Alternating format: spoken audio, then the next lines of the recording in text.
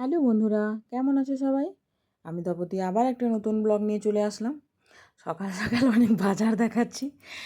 কী করবো বলো, সকালে উঠেই বাজার করতে হলো, কারণ আনাজ একদমই ছিল না। তার সঙ্গে এগুলোও একটু বাজার করে নিলাম। ওই মেয়ের চিড়ে, সুজি, সব কিছু। এটা কারি পাতা, এটা 9 টাকার কারি পাতা, হ্যাঁ।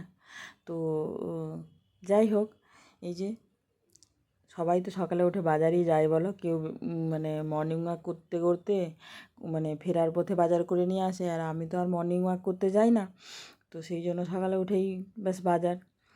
এরপরে একটু ওই যে কী বলবো, সুজির উপমা বানিয়েছিলাম, সেটারও একটু ক্লিপ নিয়ে নিলাম, কারণ কিছু তো দিতে হবে। আর 3 মিনিট তো ভিডিও বানাতেই হবে না, কি করবো বলো। আর সকালে একটু ওই এখানে তো যখন তখনই বৃষ্টি চলে আসছে, তো মাদুরটা কাচবো ওই মেয়ের মাদুর আর কি, প্লাস্টিকের মাদুর যদিও।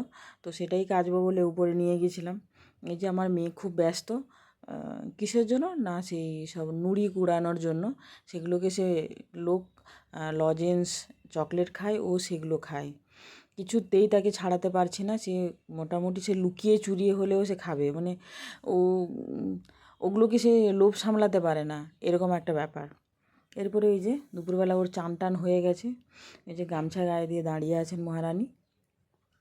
ব্যাস, চান করতে ভীষণই ভালোবাসে, খুবই ভালোবাসে। কিন্তু এই কদিন ধরে যদিও আমি একটু মানে হালকা গরম জল করে দিয়েছি, প্রচুর জল ঠান্ডা, প্রচুর।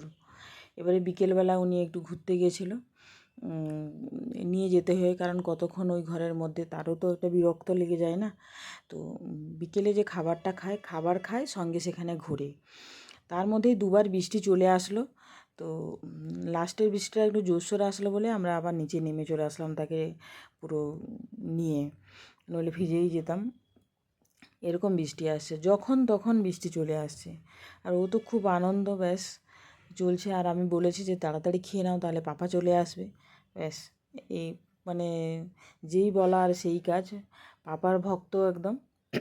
বাট বিশাল ভালোও লাগে, সত্যি বলছি মন থেকে। মানে সব মেয়েরা যে বাবারই মানে কি বলবো রাজকন্যা হয়, সেটা সত্যি সত্যি। মানে আমি নিজের ক্ষেত্রেই দেখলাম আমার মেয়ে কতটা তার বাবাকে ভালোবাসে, বা তার বাবাও তাকে ভালোবাসে। প্রত্যেক বাবা মারই প্রচুর ভালোবাসেন, বাট ও যেন মানে তার বাবার আসার টাইম হয়ে গেল মানে ও একটা অস্থির হয়ে যায়।